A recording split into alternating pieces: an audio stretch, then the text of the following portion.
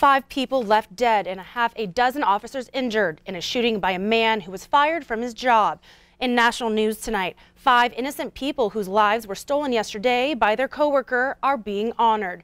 Gary Martin went on a shooting spree after being fired from the Henry Pratt Company in Aurora, Illinois, killing 5 workers and wounding 6 others. Here's the latest report from Illinois.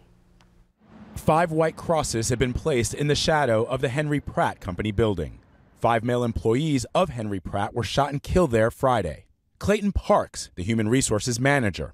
Trevor Wayner, a human resources intern and a student at Northern Illinois University. Russell Byer, a mold operator.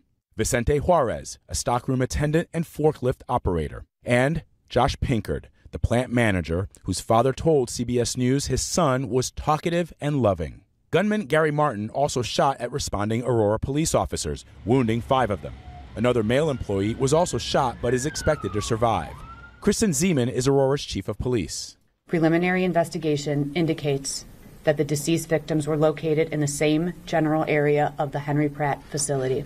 The youngest victim, 21-year-old Trevor Wayner, the HR intern, was sitting in as his new colleagues terminated the gunman after 15 years of employment. We believe that several people who were involved in that meeting are the ones who are deceased. Behind me are those 5 white crosses with the names of the victims inscribed upon them all day long. People have been coming by here to pray and to pay their respects, and we've learned this. There are several memorial vigils planned over the next couple of days. Vladimir Jutit, CBS News, Aurora, Illinois. Well, today marks 70 years since Montana received a historic train car as a goodwill gift after World War II.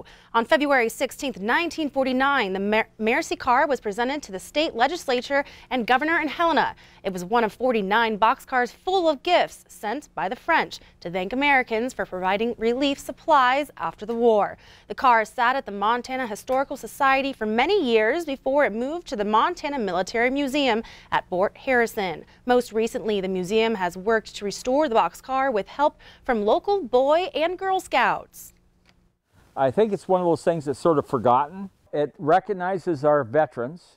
It recognizes our gratitude, the gratitude of the French people to us and our giving to the French people after World War II. It has a lot of fond memories. You can see the Merisi car in person at the Montana Military Museum. It's open Thursday from 9 to 4 or by appointment other days.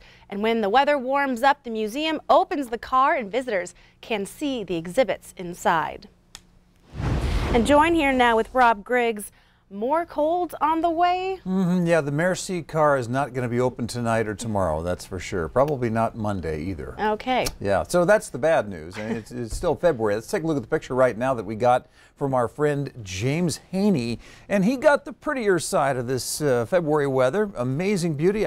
You know, James, I would have to agree with you. It does have its beauty, that is for sure. But boy, that's a beautiful picture in of itself right there, except all the colors aren't good news. They're bad news, really. Wind chill advisories for central and northern Montana. Winter weather advisories in the purple. Winter storm warning out eastern Montana. That's 6 to 10 inches of snow in those areas of pink, extending all the way up to Glasgow. And that would be between right about now until tomorrow afternoon or so. Current winds picking up. That means the wind chills are also going to be picking up significantly as we move into the night and into the early morning hours. So we'll have the complete forecast for you going into Sunday and that cold Monday forecast up next, Zoe. Thanks, Rob. We'll check in with you in a little bit. Well, farmers, ranchers, and companies from as far away as Canada and the Dakotas all rallied together at Metro Park today for the 43rd Montana Agri-Trade Exposition, or the MATE Show, drawing both buyers and sellers in for the latest agricultural technology. A chance for those attending to make deals and find leads for businesses, or maybe even just to say hi to a couple friends. The farmers and ranchers want to come out here because it's a great place to meet up with old friends and see those folks that you only get to see once a year at the MATE Show. The quad track and the 4-track are 2 different products from 2 different companies, and they're massive. You have to check them out for yourself, see them with your own eyes. It's been quality people that have been coming through to do business, so we're happy with the way it's gone. Now, there's already a waiting list to be part of the MATE Show, and businesses have already turned in their signed contracts for next year's show. Montana firefighters have been pursuing legislation for health protection for 2 decades. On tomorrow's Face the State, we examine Senate Bill 160, also known as the Health and Safety Bill. The bill would protect firefighters from on-the-job illnesses such as cancer and transmittable diseases. Montana is one of 3 states without related legislation in place. While we do have the best equipment, safety equipment through our turnouts and our masks and our helmets and gloves, it's the best that there's currently available within the industry. Short of wrapping ourselves in a saran wrap, I mean, there's an absorption rate that it's going right through our skin. And so as we're in these hot, volatile environments, we're getting hot and your pores on your skin open up and it allows these chemicals to be absorbed.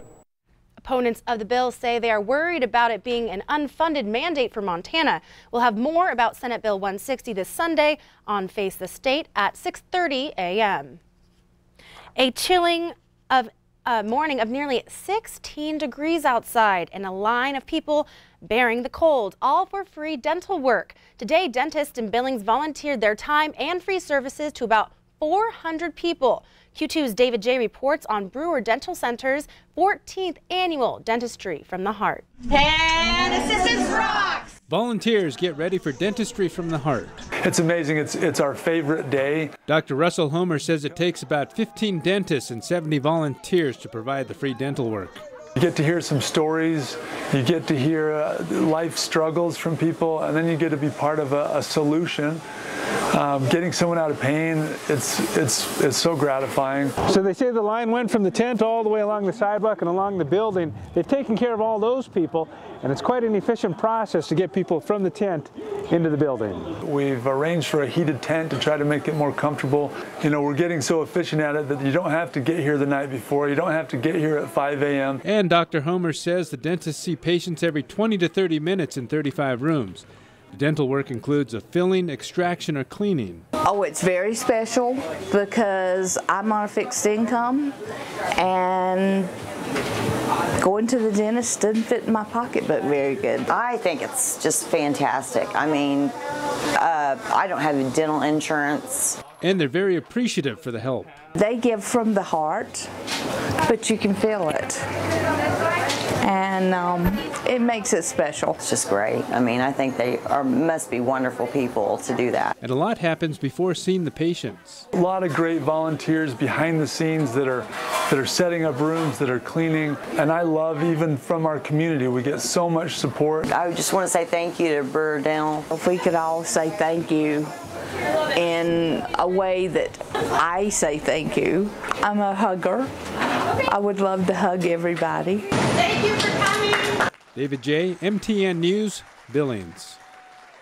David says before this year, Brewer Dental Center had given $1.4 million worth of free dental work to 4,000 patients during Dentistry from the Heart. Well, coming up next, not only humans looking for their perfect match this Valentine's season.